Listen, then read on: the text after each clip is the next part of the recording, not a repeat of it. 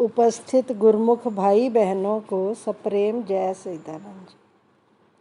आप सभी गुरु के प्यारों के हृदय मंदिर में विराजमान श्री परमहंस दयाल जी महाराज जी के पावन श्री चरणार विंदों में इस दासी का श्रद्धा युक्त नमन स्वीकार हो। श्री परमहंस गुरुदेव जी निराकार साकार, जिनकी पद नख ज्योति से आलोकित संसार, परम पुरुष पूरन धनी, आनंद घन सुख रूप, सर्वारंभ में पूजिए पावन चरण अनूप, सर्वारंभ में पूजिए श्री सतगुरु चरण अनूप। बोलो जयकारा बोल मेरे श्री गुरु महाराज की जय। विचारवान गुरुमुख भाई बहनों, सतगुरु की असीम कृपा से हम सब को ये सुंदर अवसर प्राप्त हुआ है सत्संग का, जिसमें हम अपने हृदय के भावों को, अपनी आत्मा की श्रद्धा को श्री चरणों में समर्पित करते हैं, गुरु महिमा गायन करते हैं और संतों महापुरुषों के वचनों को भी नित्य प्रति श्रवण करते हैं। महापुरुषों की जीवन गाथाओं का, उनके जीवन चरित्रों का श्रवण करते हैं, जिससे कि हम सबको श्री चरणों के प्रति दृढ़ भक्ति की प्रेरणा मिलती है, श्री गुरु आज्ञा पालन करने की प्रेरणा मिलती है। नित्य प्रति ऐसे संस्मरण सुनाए जाते हैं महापुरुषों के जीवन के, जिससे कि हमारी हृदय में प्रीति जागृत होती है अपने इष्ट देव महाप्रभु के प्रति, और हम नित्य प्रति आगे से आगे भक्ति के मार्ग में बढ़ने का प्रयास करते हैं। सत्संग एक ऐसा तीर्थ है जिसमें नहाकर पापी से पापी व्यक्ति भी पावन हो जाता है। हम इस समय, इस जन्म में अपने आप को सबसे ज़्यादा ईमानदार, सबसे ज़्यादा सही, और हम ये बताते हैं कि हम उचित जीवन जी रहे हैं, उचित व्यवहार करते हैं।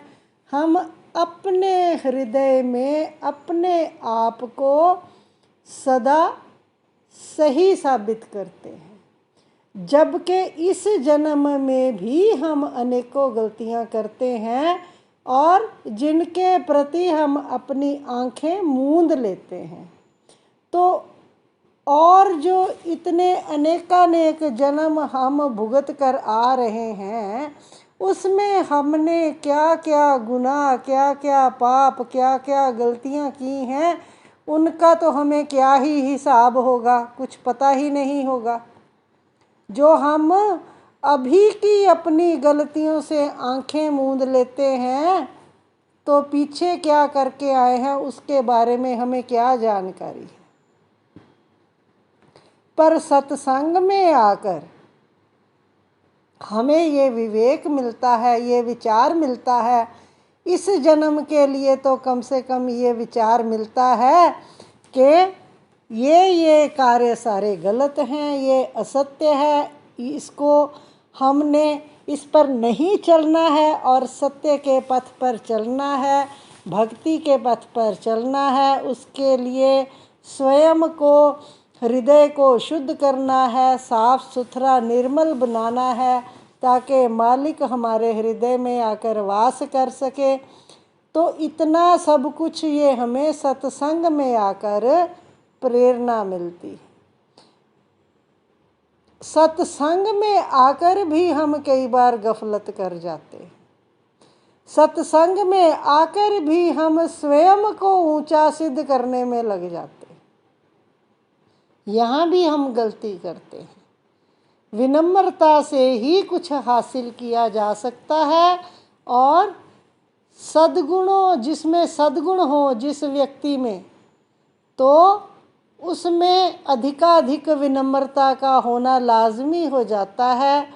एक कहावत भी है कि नीची डाली मीठे फल वाली। जिस वृक्ष को मधुर फल लग जाते हैं, फलों से लद जाता है, उसकी डालियां नीचे की ओर झुक जाती हैं। तो विनम्रता का गुण प्रत्येक गुरुमुख के भीतर होना चाहिए, और सत्संग में आकर ही इसका हमें ज्ञान मिलता है। अभी बहन जी ने एक भजन सुनाया, बड़भागी प्राणी ही सत्संग में आते हैं। मेरे सतगुर के दरबार में बड़भागी आते हैं, मेरे सतगुर के दरबार। जिन पर सतगुर की असीम कृपा होती है, वो ही गुरुमुख सत्संग में आते हैं। एक छोटा सा दृष्टांत हम आपके साथ शेयर करते हैं। एक स्त्री भगत्याणी बहुत ही गुरुमुख थी, भक्ति भाव से संपन्न थी, सत्संग से प्रीत करने वाली थी। उसके भगत जी, उसके पतिदेव सांसारिक कार्य व्यवहार में बहुत ज़्यादा परिश्रमी थे, खूब धन कमाया था और समाज में उनका बहुत ऊंचा रुतबा था। सब लोग उनसे डरते थे, सेठ थे, साहूकार थे, तो सब लोग उनकी इज्जत भी करते थे और डरते भी थे। पर वो भगत जी कभी सत्संग में नहीं जाते थे। एक दिन उनके गांव में महापुरुषों का आना हुआ, तो भगत्यानी अपने पतिदेव से कहती है कि महापुरुष आए हैं, आप एक बार तो मेरे कहने से सत्संग में चले जाओ, बस केवल एक बार चले जाओ सत्संग में। महापुरुष आए हैं, इनके दर्शन से आपको बहुत लाभ होगा, हमारे कई जन्मों के कष्ट कट जाएंगे। अपनी पत्नी के बार बार प्रेरणा देने से वो भगत जी सत्संग की ओर चल पड़ते हैं। कभी गए तो नहीं थे सत्संग में और ना ही उनकी कोई रुचि थी, पर वो दबाव में आकर चले जाते हैं। जैसे ही वहाँ पर जाते हैं, सारे लोग उनके सम्मान में उनको आइए आइए आइए कहते हैं। एक तो उनका रुतबा भी था, समाज में धनी व्यक्ति थे, तो दूसरा कभी आए नहीं थे सत्संग में, तो वो कहने लगे कि आइए आइए। और एक गुरुमुख ने अपनी दरी निकाल कर उनको दे दी। जैसे ही वो आगे पहुँचे तो उनको कहते हैं कि बैठिए बैठिए। अब वो वहाँ पर बैठ जाते हैं। अब सत्संग में आने की और सत्संग सुनने की ना तो उनको कभी आदत थी, ना ही उनको कभी ऐसा लगता था। अब खाली जाके बैठना तो उनको ऐसे लगा कि कुछ काम तो है नहीं। तो वो जैसे ही सत्संग महापुरुष वचन करने शुरू करते हैं तो उनको जड़ता छा जाती है, निद्रा के आगोश में चले जाते हैं। अब वो सो जाते हैं और पूरी कथा जब समाप्त हो जाती है, लोग उठकर चले जाते हैं, महापुरुष भी उठकर चले जाते हैं और लोग भी उठकर चले जाते हैं। अब एक वही वहाँ बैठे रह जाते हैं। और एक भक्त वहाँ और रहता है जिसने दरी दी थी उनको अपनी बैठने के लिए। तो जब सब चले जाते हैं तो वो उनको कहता है कि उठिए, अब जाइए, अब जाइए, जाइए। तो उसकी निद्रा खुलती है। वो कहता है कि कथा हो गई? जी हाँ, हो गई, कथा तो हो गई। कहते अच्छा, क्या कथा हुई पता नहीं, पर आनंद बड़ा आया। अब क्योंकि सत्संग में अगर किसी को नींद आती है तो वो बहुत ही मीठी नींद आती है, ये सत्संग का प्रभाव होता है। तो उसको बड़ी गहरी नींद आई, मन को बहुत शांति मिल गई, थकान सारी, मन की बेचैनी दूर हो गई थी। अब वो उठता है और घर आता है। पत्नी पूछती है कि आपने सत्संग में क्या कथा श्रवण की? कहते कुछ भी कथा नहीं हुई, बस 3 शब्द की कथा थी, आइए, बैठिए और जाइए। अब पत्नी को सारा हाल मालूम हो गया कि ये तो इतना ही सुनकर आए हैं, शायद वहाँ पर सो गए होंगे। अब वो क्या कहती है कि ये बहुत अच्छा, आपको तो गुरु मंत्र मिल गया, आइए, बैठिए, जाइए, ये तो मंत्र है, आप इसको जपिए और कल फिर जाना सत्संग में। अब देखिए क्या हुआ।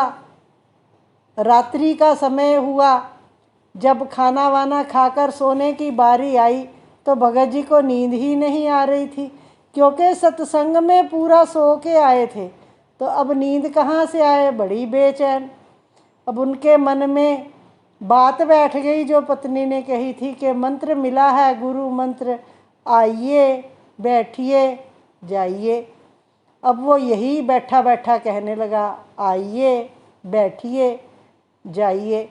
आधी रात हो गई, नींद उसको आ नहीं रही, मंत्र जप कर रहा है।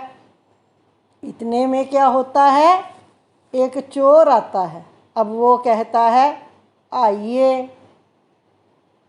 चोर कहता है कि मालिक तो जाग रहा है, ये तो मुझे देख लिया इसने शायद। और वो जाने को होता है तो कहता है बैठिए। अब चोर सोचता है कि इसने मुझे पहचान लिया, ये तो मुझे कह रहा है बैठिए। तो वो भागने को होता है। जब वो चोर भागने को होता है तो वो कहता है जाइए।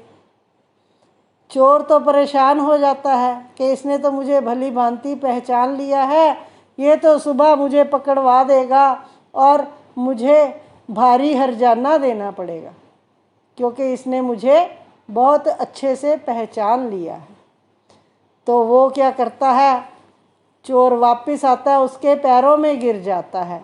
जो कुछ वो उसने पहले चुराया होता है वो सब उसके आगे रख देता है और कहता है मुझे क्षमा कर दो, मुझे पकड़वाना मत।